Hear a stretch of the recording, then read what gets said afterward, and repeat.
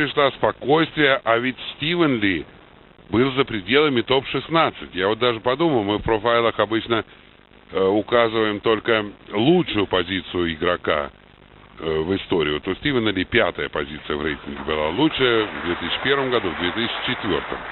А вот было бы, наверное, интересно всем вам и мне тоже, если бы в профайлах еще указывали и худшую позицию, потому что такие перепады вот были в игре Марка Уильямса. Он опускался, ну, до 40-х где-то позиций, по-моему, и потом вышел на первую строчку рейтинга. У Стивена Ли тоже был период, когда он выбыл из топ-16, не прошел удар, и у Робертсона есть варианты атаки в левый угол. Именно варианты, потому что, ну, минимум 2 шара идущих есть, если не 3. Вот шар левее розового тоже с этой позиции играется. Так вот, ну, Стивен Ли, я думаю, в 3-м десятке был где-то. За пределами 20-ки лучших. И вот сейчас он на 7-й позиции в предварительном рейтинге.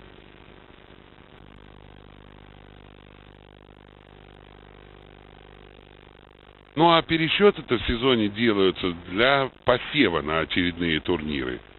Вот уже пересчет не будет, будет пересчет только после чемпионата мира. Забит шар, вступает в атаку Робертсон, есть резко на черном. А вот рейтинг официальный пересчитывается после каждого турнира. То есть, вот после этого турнира, который является полноценным рейтинговым, в отличие от обычных турниров PTC,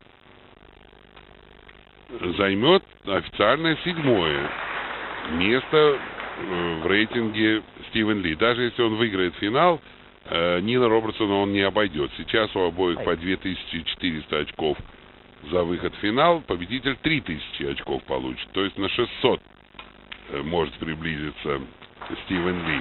Я не отдаю ему еще победу, тем более атаку-то ведет Нил Робертсон. Ну и впереди 2 турнира. Единственное, вот удастся ли Стивену Ли, получается, на протяжении 4 месяцев, февраль, март, апрель и первая неделя мая, но вот 3 месяца поддерживать такую хорошую форму. Ну и к тому же, вот выбыл за пределы топ-16, да и возраст такой, 37 лет, трудно было предполагать такое восхождение Стивена Ли. Но достаточно о нем. Сейчас смотрим за серией Нила Робертсона, который действительно не сдался, который продолжает бороться. Он на серии. Это один из самых серийных игроков в последнее время. Сейчас, в этом сезоне, по количеству сотенных серий он на 2-м месте после Марка Селби.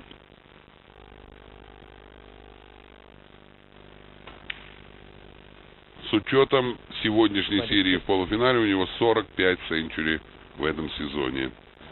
204 в карьере. И последует сейчас сплит. Надо попадать плотно в розовый. Полшара попал, поэтому и биток ушел к черному борту.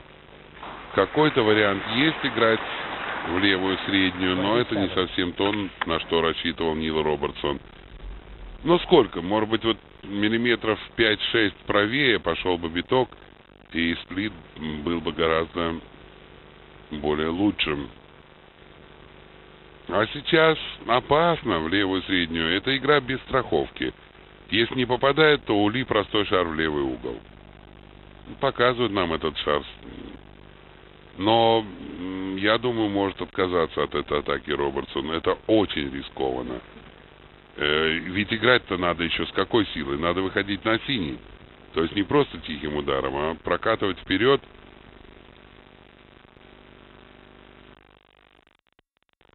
И угол больше, чем 45 градусов. Даже под 45 градусов удар в среднюю не так просто. А тут сложнее. Да, вот уходит к дальнему борту Нил Робертсон. Видимо, он будет все-таки отыгрываться. Но ему надо учесть, отыгрываться от левого красного логично. Но надо учитывать положение правого красного. И ставить биток надо от 2 бортов к желтому. Ну, желательно за желтый. Есть такой удар от двух бортов, мимо синего пускать. Белый шар. Ну, посмотрим, как сыграет Нил. Нет, он не стал рисковать, учитывая все-таки опасности позиции. Оставил биток у черного борта. 27 очков есть. Таким ударом не дал никаких шансов на атаку своему сопернику Нил Робертсон. Ну а вот Лита выбирает место для битка как раз вот, чтобы желтый и розовый закрывал подход к опасному красному. Правый шар тут очень опасный в этой позиции.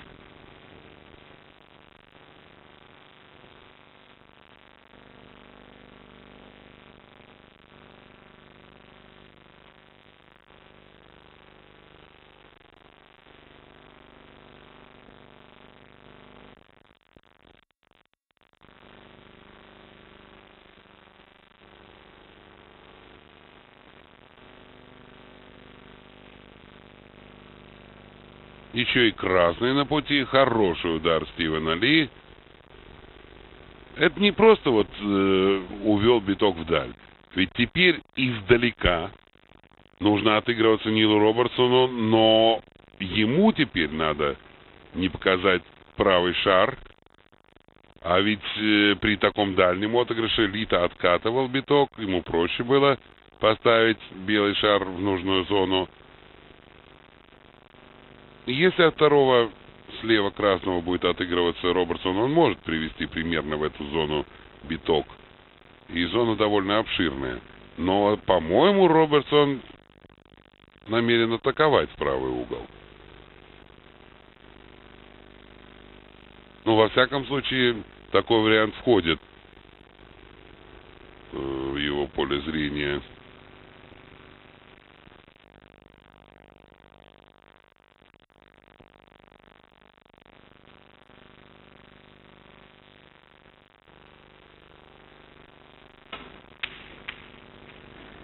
Атаковал Нил Робертсон и флюк. Нет, не упал флюк. Ох, какая ошибка. Он уводил биток. Возможно, это роковая ошибка Нила Робертсона. Но он впереди на 27 очков. Много очков надо набрать Стивену Ли. Но возможности для этого есть. Сейчас пойдет серия. Выходить можно на синий пока для начала. Для этого нижний винт прикладывает Стивен Ли. Не на ту сторону. И есть возможность провести биток между зеленым и коричневым, вернуть его на ближнюю половину стола. Выходить на правый дальний красный тут нелогично.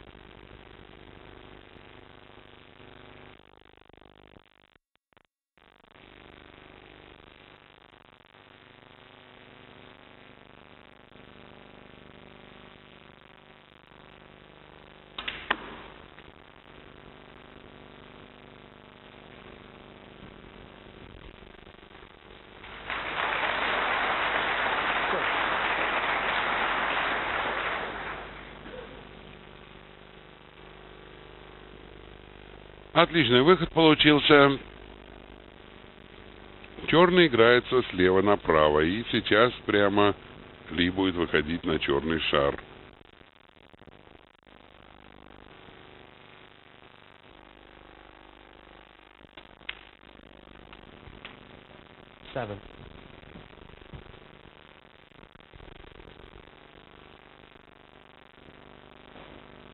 Это уже серьезно.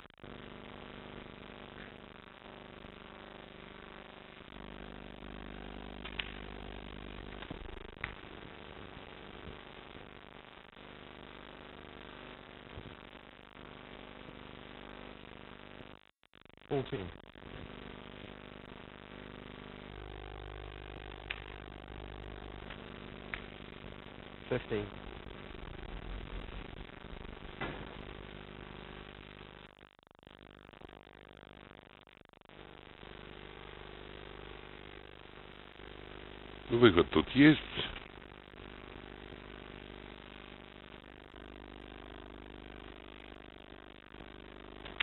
В позиции красных не все пока благополучно. Группа из 4 шаров над черным, конечно, 21. представляет сложность. Еще 2 плохих красных есть, но в процессе созидания Стивен Ли, и ему по силам четко разыграть эту позицию.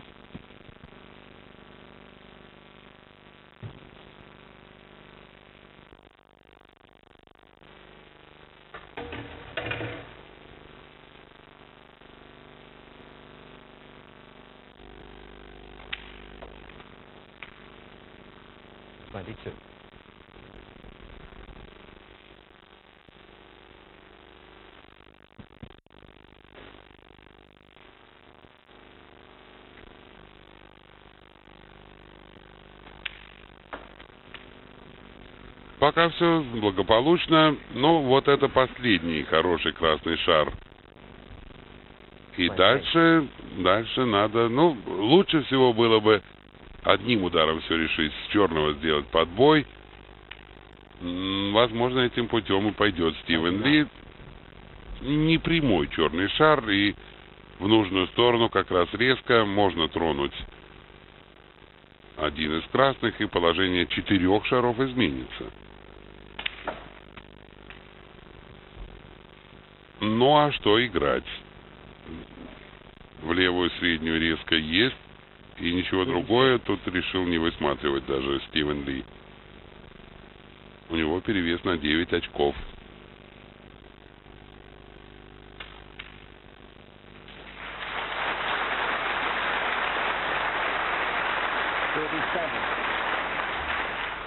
Можно желтый играть, но и синий тоже играется. Тут было не так просто провести биток между коричневым и зеленым. Для этого прикладывал вращение, передавал вращение битку Стивен Ли. Четко сыгран синий шар с отличным выходом на красный. Плюс 15. 42.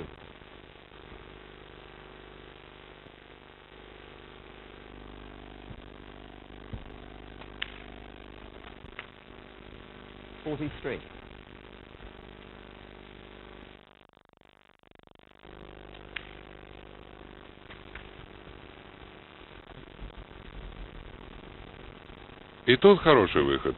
Из этой парочки шар уходит, открывая подход к другому. Да, они и так игрались по очереди. 24 очка перевес, 51 очко в розыгрыше. Стивен Ли близок к победе в финале. Близок. Но остается 2 трудных красных. И никак на последнем красном решающий перевес не получить. 31 очко перевес, останется 43. Прекрасно понимает это Стивен Ли, и сейчас ему надо ставить биток так, чтобы найти еще один красный шар. Это уже будет фреймбол. Вот какой выберет? Левый, мне кажется, правый, дальний шар лучше расположен относительно лузы. Так и так рест нужен будет, играть левый или правый шар, а вот правый чуть лучше, мне так кажется. Но Стивен Ли смотрел на левый шар, и вот, как мне представляется, с розового на дальний красный выход есть. Черный прямой, с черного на оттяжке от правого борта на нижний красный есть выход.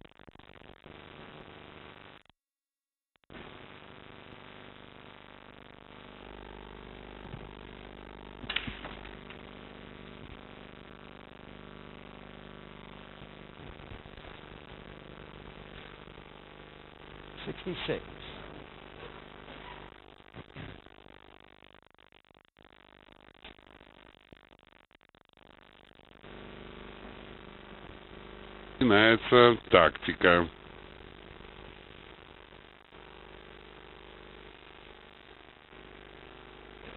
Поближе бы к борту было лучше. Так может отыграться Нил Робертсон от левого красного. Вот этим и недоволен Стивен Ли. Поставил бы на борт, было бы гораздо сложнее. 39 очков отставания. 43 на столе. Но шанс еще не потерян у Нила Робертсона.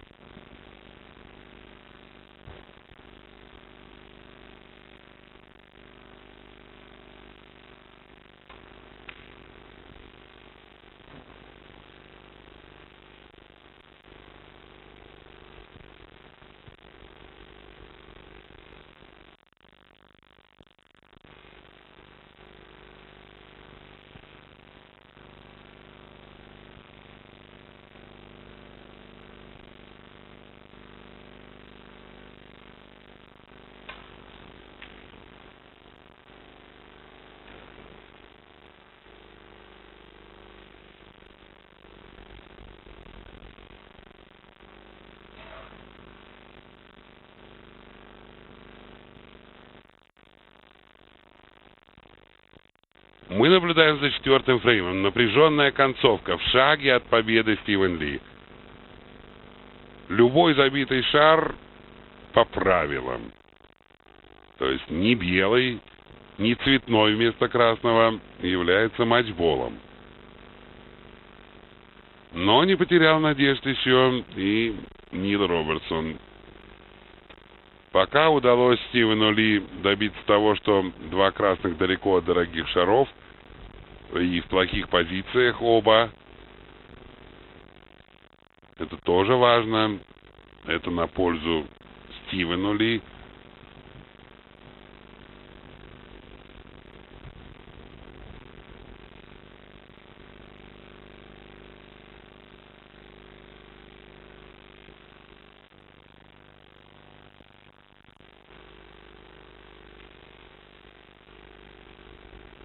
Ну, вот такой удар вроде оставил, удар Ли. Вроде можно забить зеленую лозу, но нужно, ну, хотя бы на синий выходить. Годится и коричневый. Если после коричневого красный играть с черным. Это годится.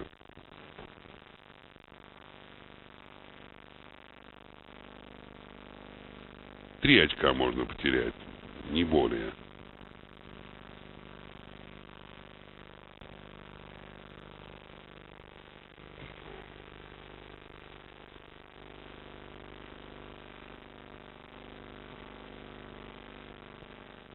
Ну, а если не забивать, как отыгрываться? Играть тонко в ближние шары, проводить биток между зеленым и коричневым, стремясь вернуть его на ближнюю половину стола.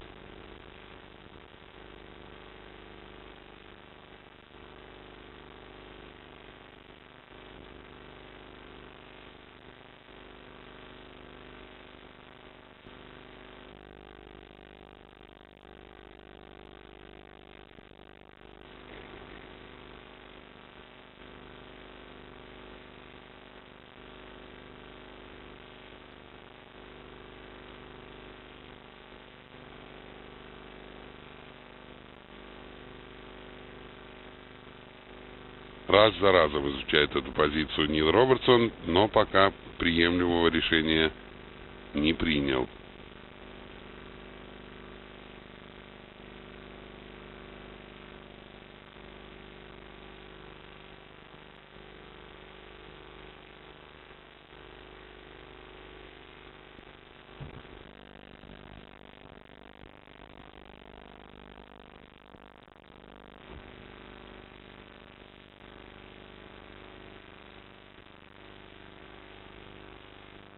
Ну и что же придумал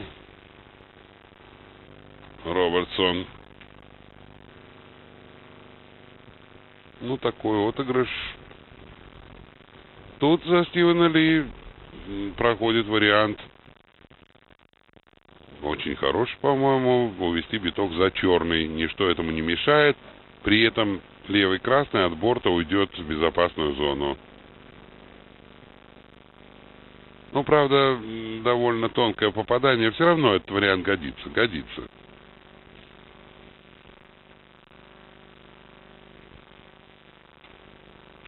Вот этот удар. За черный не получилось. Но теперь Нил Робертсон видит один шар. Правда, теперь у Нила Робертсона возрастают шансы на постановку снукера, потому что один из красных практически прикрыт. Ну, если биток будет на ближней половине стола, то второй красный не виден будет. И поэтому очень точно кросс-дабл пытается рассчитать Нил Робертсон. Ему надо использовать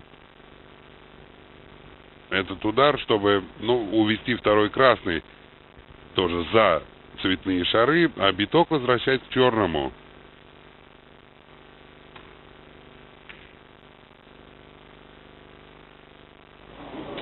Это неудача. И это победа Стивена Ли. Это победа Стивена Ли, потому что он играет матчбол, простой шар, который невозможно не забить. Вот такая неожиданная развязка. Цеплялся тут Нил Робертсон, пытался что-то сделать. Ну, трудно было спасти такой фрейм, честно говоря. И можно уже поздравлять Стивена Ли.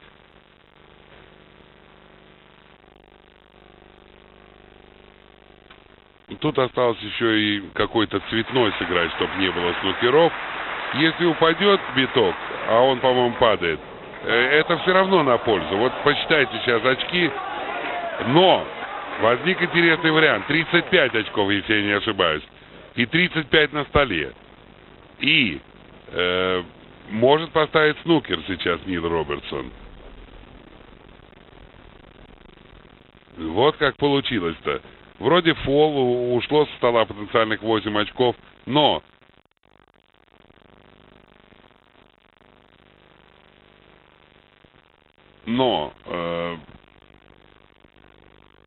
35 в розыгрыше, 35 отставания. Неужели не сделать снукер тут за зеленый? Но ведь есть место, куда поставить биток, чтобы вот увести красный, а биток оставить за зеленым. Вот такой оборот тут. Забить-то забил Ли шар, и сомнений в этом не было. Но то, что биток упадет в противоположный угол по диагонали, но на это рассчитывать никак нельзя было. Ли не надо было так сильно играть. Забил и забил. И любой цветной для закрепления успеха тоже годилось. Мог даже и снукер ставить. Вот вышел бы куда-то к синему, подкатил к синему, и снукер был бы. Но это все было бы. А теперь интересно, тут, ну, должен ставить снукер Робертсон, не всякого сомнения. Снукер есть, но насколько он трудный. Мне кажется, биток не так плотно к зеленому стоит, и тогда попадание несложное. Да, не так уж близко к зеленому, и от левого борта есть беспрепятственное попадание в красный, но тут уже шутить нельзя, тут уже нельзя ставить на игру красный шар, поскольку может без снукеров, вот даже обводящим играет Стивен Ли, и посильнее. Ай, не то. Не то. Играл специально сильнее, уводил красный шар на дальнюю половину стола Стивен Ли. Но повторное касание. И красный на игре. И выход на черный есть тихим ударом. Если Робертсон соберет все шары, счет сравняется во фрейме, и тогда дополнительный черный. Но надо же, неуверенно ударил. Хорошо, хоть упал красный шар, но выход не очень хороший получился. Ну, смотрите, много в лоб попал. Хорошо еще упал. Не по прямой пошел биток, там было боковое вращение, ненужное. Важный удар. Забивает шар Робертсон. И ему осталось сыграть стандартную концовку, чтобы сравнять счет 66-66, дополнительный черный. И, похоже, нас с вами это ждет. Вот наворотили, что называется, сюжет, ребята, а? Уж тут все, 4-0 казалось. Нет, еще интрига. Представляешь, что сейчас думает Стивен Ли. Вот он прекрасно понимает, ну зачем он так сильно бил-то этот красный. Был около лузы шар. Но забил и забил. Любой цветной потом. И уже там 2 снукера нужно было бы Робертсону.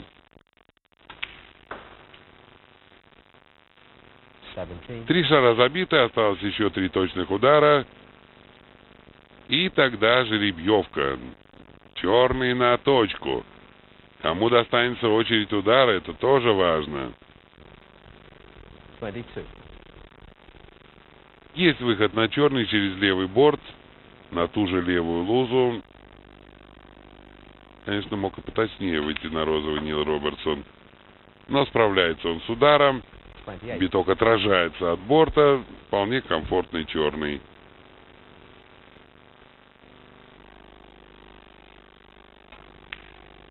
«66-66». И вот теперь достанет монетку Пол Коллиер. Предложит игрокам выбор. Тот, кто угадает, решает бить самому или отдавать удар сопернику. Ну вот, Нил Робертсон отдал право выбора. Уже была жеребьевка. И выиграл ее Нил Робертсон. Отдал он удар Стивену Ли. Биток не с этой позиции. Биток в руке. Поставит его Стивен Ли в удобную точку. Ну, обычно в последнее время разводит по длинным бортам.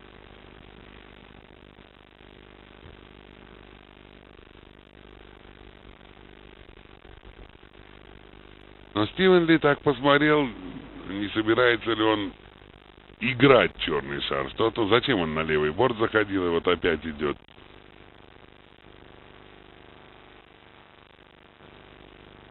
Еще на какие-то пятнышки там посмотрел, стол обошел. Судьба Фрейма, а может быть и матча, решается вот в этом дополнительном черном шаре. Ну, финал, так финал. Неизвестно, чем еще все дело кончится.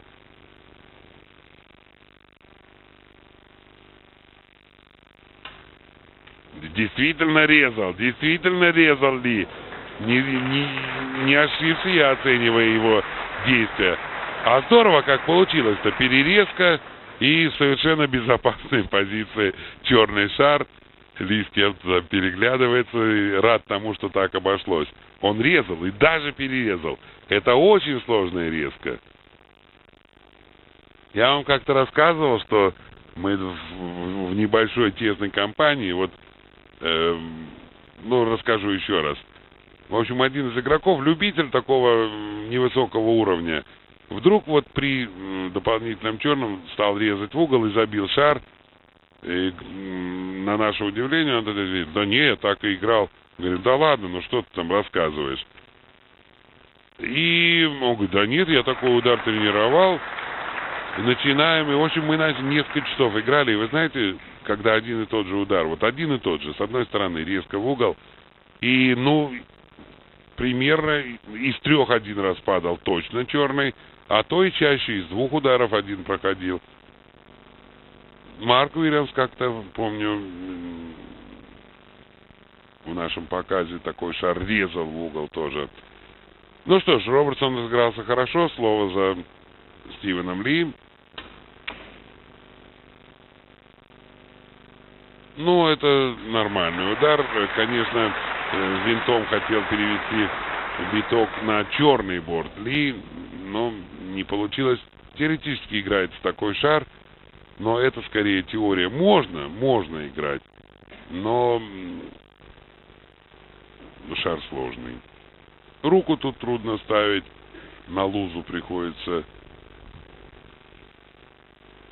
Большая дистанция удара.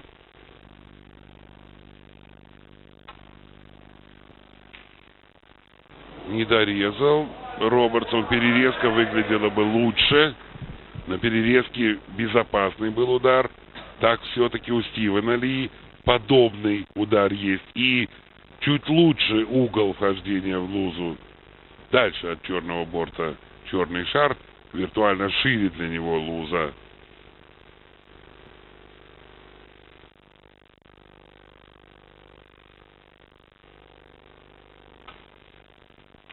Перерезал. Вот на перерезке нормальный отыгрыш получается. Главное, чтобы биток не упал. Но в такой ситуации либо кто-то забивает черный, фрейм заканчивается. Но, к сожалению, если другой вариант, фол. Любой фол тоже заканчивает фрейм. Иногда такое бывало. Вот вспомнил я Марка Уильямса. И тоже у него в этом сезоне был такой случай, когда он на черном допустил фол.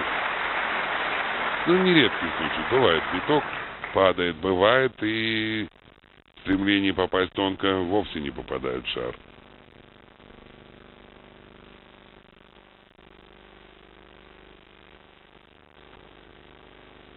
По осевой линии отыгрывается Стивен Ли. Классика. Очень хорошо сыграно. Вот интересно было бы посчитать, поскольку уже ударов выполнили. Я думаю, по 4 где-то. И пока, ну, может быть и больше, может и по 5.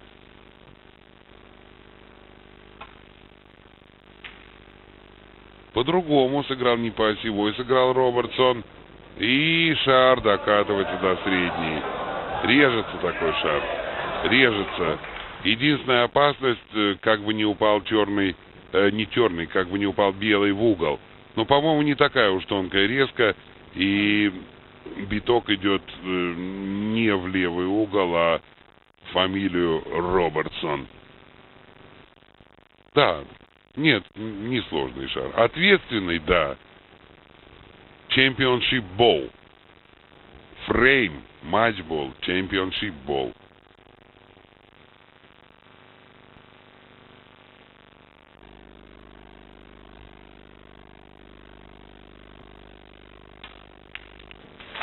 Стивен Ли становится победителем турнира. 6 лет он не выигрывал турниры рейтинговые. Блестяще провел финал. Молодец. Просто молодец. И я знаю, как много людей рады сейчас.